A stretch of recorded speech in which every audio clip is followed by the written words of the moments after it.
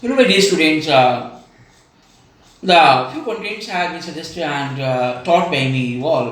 कुछ चीज़ें बताई गई, समझाई गई. Maybe I have also taught you all sub-agent. Sub-agent, who is sub-agent? Sub-agent is a such person who is appointed or employed by the main agent. ये मुख्य agent नियुक्त करता है. तो यहाँ पर सब एजेंट को समझने के पश्चात आपको जानकारी रखना है, एक और इम्पोर्टेंट कंटेंट है that is known as the termination of the agency. अगर क्वेश्चन पूछा जाता है, वैसे तो कई सारे क्वेश्चन इसी सब आपके रेस किए जा सकते हैं, मैथड से रिलेटेड किसी भी मैथड को लिया जा सकता है. उप एजेंट के विषय में कौन होता है, बाय होम सब एजेंट इज एम्प्लॉयड, किसके द्वारा नियुक्ति होती है, कई सारे question objective type MCQ pattern based पूछे जा सकते हैं. So today I am also going to suggest you all and explain this additional topic which is known as the termination of agency. Termination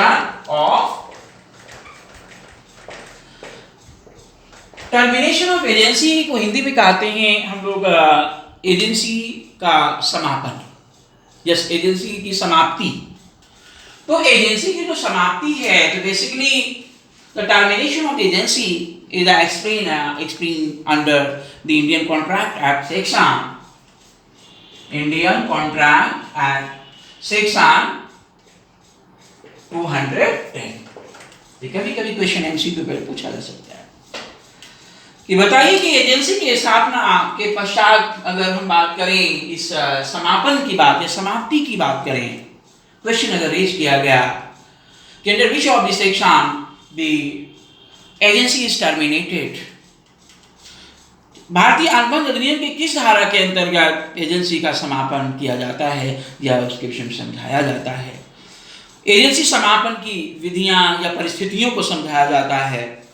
तो ये याद रखना, इंडियन कॉन्ट्रैक्ट एक्ट सेक्शन 210 के अंतर्गत, भारतीय अनुबंध अधिनियम की धारा 210 के अंतर्गत एजेंसी समापन संबंधी परिस्थितियों को समझाया जाता है. कौन कौन सी परिस्थितियों के कारण एजेंसी समाप्त हो जाती है. तो अब ठीक है, ये तो एक धारा के क्वेश्चन हो गया. अब इसमें पूछा गया कि जैसे कि इस तरीका है, परिस्थिति है, विधि है, कौन सी परिस्थिति है पूछा गया और उसमें ऑप्शंस कुछ दे दिए गए. अब आपको मालूम होना चाहिए कि कौन सी परिस्थितियां होती हैं, कौन सा हम किस ऑप्शन को टिक करें, है ना. तो बता दूं इसकी कौन सी परिस्थितियां होती हैं जहां पर टर्मिनेशन हो जाता है, एजेंसी का समापन हो जाता है. तो the first one that is known as the by performance. Performance का मतलब होता है कि अनुपालन के माध्यम से, कि जिस उद्देश्य के लिए, किसी पर्टिकुलर उद्देश्य के लिए एजेंसी स्थापित की गई थी, उद्देश्य पूरा हो गया, कार्य पूरा हो गया, लक्ष्य पूरा हो गया, target has been achieved, then agency will go to terminate automatically. वो स्वयं समाप्त हो जाएगी, स्वतः समाप्त हो जाएगी, क्योंकि लक्ष्य पूरा हो गया. जिस परफॉर्मेंस पर्टिकुलर कार्य के लिए किया गया था कि भाई हम आप हमारे एजेंट है, ये कार्य आपको करना है और 2-2.5 महीने में हो जाएगा, और ये कार्य हमारा 2.5 महीने में हो या 1 महीने में हो या 5 दिनों में हो या 6 महीने, ये कार्य इतना लक्ष्य पूरा करना. वो लक्ष्य जैसे पूरा हो जाता है, एजेंसी अपने आप समाप्त हो जाती है. दूसरी जो परिस्थिति है, तरीका है, वो क्या है, that is known as the by expiry of agency term.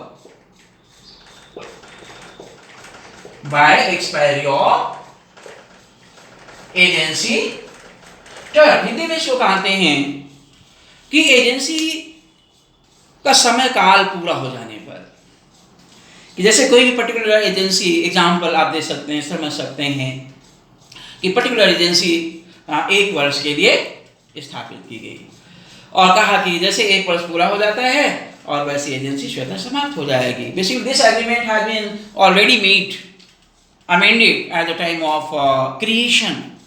The time period has been decided at the time of creation of agency. जब एजेंसी स्थापित की तभी समय निर्धारित किया गया कि 1 वर्ष के लिए हम एजेंसी शुरू कर रहे हैं और उसके बाद ये स्वतः समाप्त हो जाएगा. तो 1 वर्ष जैसे ही पूरा हो जाएगा, वो एजेंसी स्वयं समाप्त हो जाएगी. Next one that is by mutual agreement. इसको हिंदी में कहते हैं आपसी ठहराव के माध्यम से। जैसे एजेंट और प्रिंसिपल जो मुख्य भाई एजेंसी का जो संबंध है किसके बीच में होता है, अगर क्वेश्चन पूछा जाए तो क्या टिक करोगे, between the principal and agent. इन दोनों के मध्य जो संबंध है that is the contract of agency, वही एजेंसी का कॉन्ट्रैक्ट है, ध्यान रखिएगा। तो संबंध किसके बीच में है, between the principal and agent. तो यहाँ पर इन लोगों ने मिल करके प्रिंसिपल और एजेंट आपस में बैठकर डिस्कशन करके उन्होंने आपस में सलाह किया और उसके बाद एक एग्रीमेंट किया आपस में बैठकर कि भाई आप हम लोग क्या करते हैं, ये समाप्त कर दी जाए।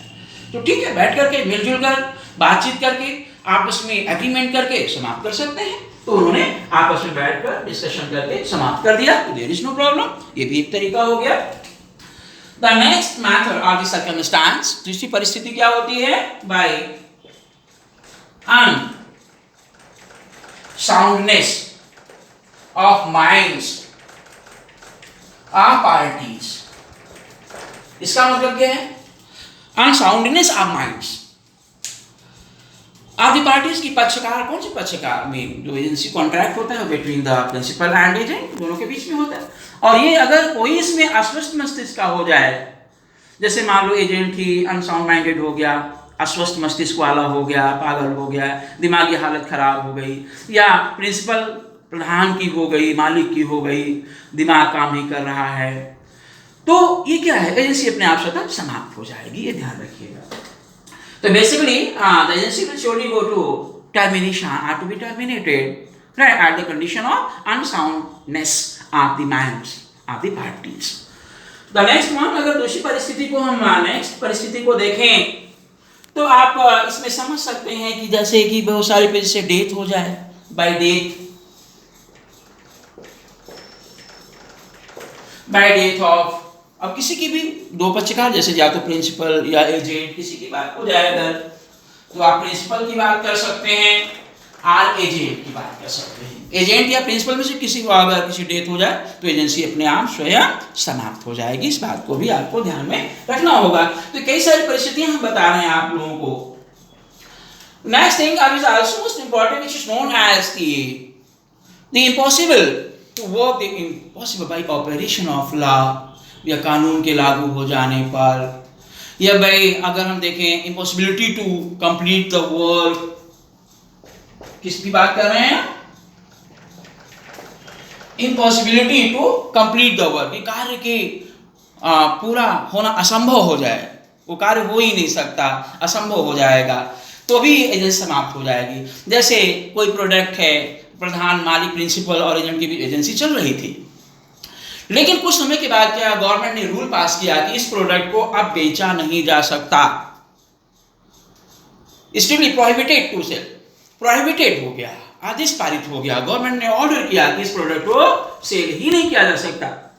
तो अब क्या हो गया, मैंडेटरी हो गया, this agency will go to be terminated, वो तुरंत समाप्त हो जाएगी, क्योंकि आदेश हो गया, अब इम्पॉसिबल हो गया इस काम को करना, क्योंकि गवर्नमेंट ने आदेश दे दिया। इसीलिए मैक्स जैसे कि कंडीशन और एक तरीका हो सकता है, परिस्थिति हो सकती है, वो कौन सी परिस्थिति हो सकती है कि जैसे अगर कोई भी कंडीशन इसमें की गई, जैसे ये तो हमने इम्पॉसिबल वर्क की बात की, ये कार्य हो ही नहीं सकता, इसी तरह की एक परिस्थिति ये भी हो सकती है कि जैसे बाय डिस्ट्रक्शन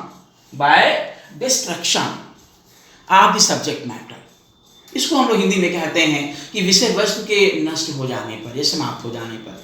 क्या हुआ था कि जैसे कोई प्रोडक्ट बिक रहा था, जैसे आने बात से कहा कि ये मकान है और इसको बेचना है, विक्रय करना है, और ये मकान से बेचना है, और ये हमारे आपके बीच में आने कहा, आ मालिक है, और बापू एजेंट बना दिया विक्रय करने के लिए।